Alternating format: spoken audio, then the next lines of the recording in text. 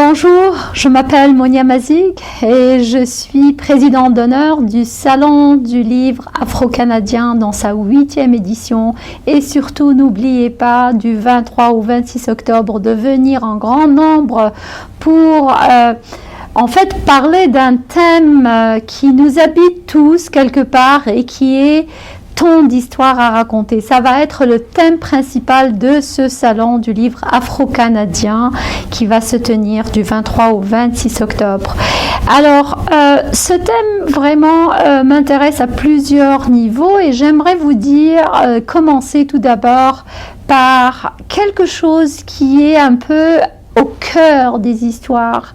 Je ne sais pas si vous vous rappelez, mais dans mon cas, moi je me rappelle quand j'étais jeune, peut-être 10, 8, 10 ans, je me rappelle qu'on regardait la télé et qu'il y avait un certain monsieur qui racontait des histoires. C'était vraiment un moment un peu sacré, un moment magique où on s'asseyait tous devant la télévision et on écoutait ce monsieur-là qui racontait des histoires. Au début, c'était il faisait la même chose au temps de ma mère et ma mère nous disait que elle s'asseyait avec ses frères et avec ses parents devant la radio. Donc, c'était à la radio à une certaine époque et puis la télé. Avec la télé, ce sont devenues des images et donc les histoires ont pris forme comme d'un petit film, d'un court-métrage, où ces histoires-là sont projetées avec un début et une fin.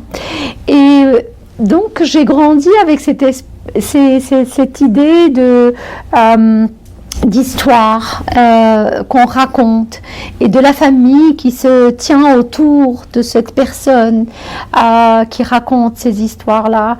Et je trouve cette image magique parce que non seulement on est dans un moment de rassemblement, mais aussi on est dans un moment d'attention, un moment d'imagination, un moment aussi de loisir. On est heureux, on est content d'être ensemble.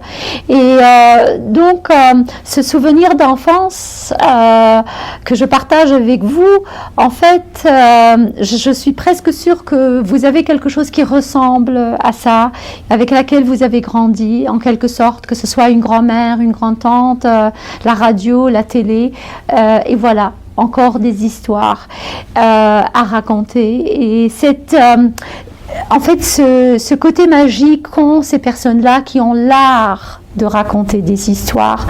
Je pense que raconter une histoire n'est pas juste relater des faits, mais c'est aussi avoir les bonnes expressions, avoir les bons mots, avoir les belles images qui vont venir toucher en fait chacun de nous d'une manière différente.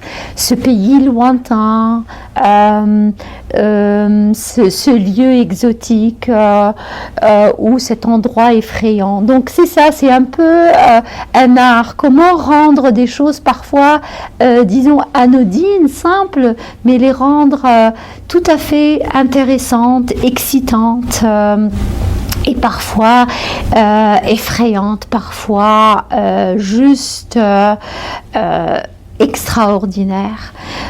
C'est ça aussi l'art de raconter. Donc ce n'est pas raconter pour raconter, mais c'est aussi raconter pour ouvrir les imaginaires, pour faire peur, pour faire rire, pour sentir ce qu'on appelle aujourd'hui dans le langage peut-être des Gen Z, des expériences à vivre. Eh bien, raconter des histoires, c'est aussi des expériences à vivre. J'aimerais aussi un peu évoquer le thème de comment ce thème de raconter des histoires me touche personnellement. Mon livre Histoire de racines, c'est en fait plusieurs histoires. Quand on parle aujourd'hui de thèmes aussi difficiles, aussi complexes que l'immigration, il n'y a pas une seule histoire. on n'a pas une seule histoire qu'on peut raconter, comme quoi une personne a quitté son pays et est arrivée dans un autre. On a 1000 différentes façons de raconter la même histoire. Et chacun d'entre nous, que nous soyons immigrants nouvellement arrivés ou que nous soyons des immigrants depuis plusieurs générations, nous avons plusieurs histoires.